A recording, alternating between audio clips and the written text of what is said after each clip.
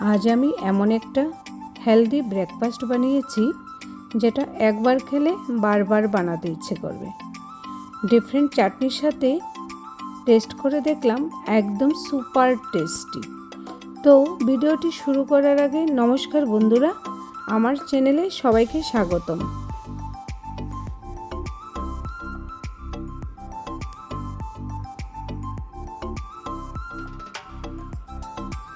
চলো একবার দেখে নেওয়া যাক কিভাবে বানিয়েছি।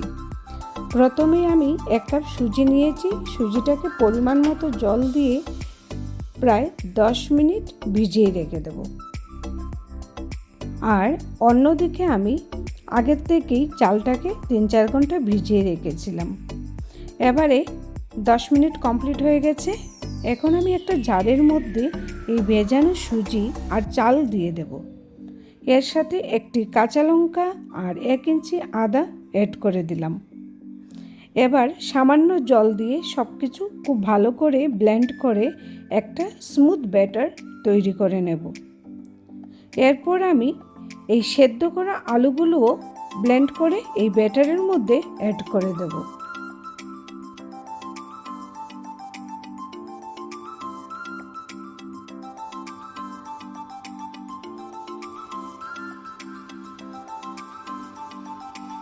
এবারে ব্যাটারটাকে খুব ভালো করে প্রায় 5 মিনিট ফেটিয়ে নিচ্ছি। যখন দেখব ফেটানো প্রায় কমপ্লিট, তখন এর মধ্যে স্বাদ মতো নুন অ্যাড করব। নুন দেওয়ার পর আবারও একটু ফেটিয়ে নেব। এবার এতে 3টে ডিম আর একটি কুচনো পেঁয়াজ দিয়ে দেব।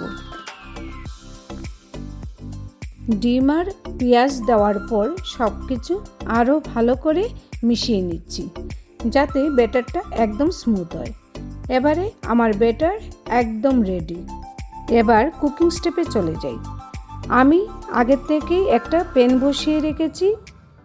এবার এতে হালকা অয়েল ব্রাশ করে ব্যাটারটা ঢেলে দেব। ঢেকে রেখে মিডিয়াম ফ্লেমে ধীরে ধীরে দুপাশেই খুব সুন্দর করে কুক করব।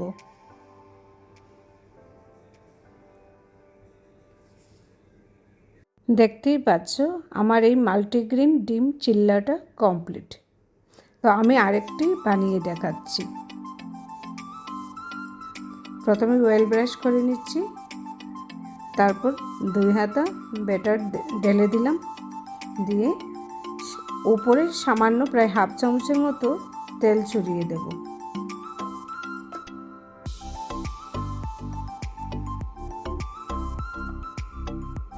দিয়ে আমি ঢাকা দিয়ে দিলাম। এবারে ঢাকাটা তুলে আর একটু পাল্টে দিলাম।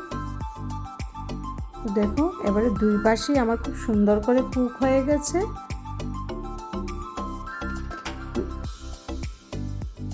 দেখতেই পাচ্ছ একদম রেডি।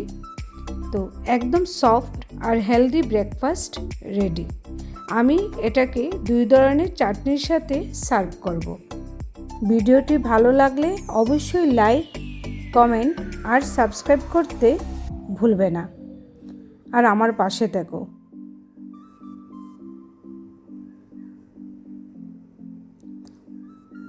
তো আমার ভিডিওটা দেখার জন্য ধন্যবাদ, এতক্ষণ সময় দেওয়ার জন্য।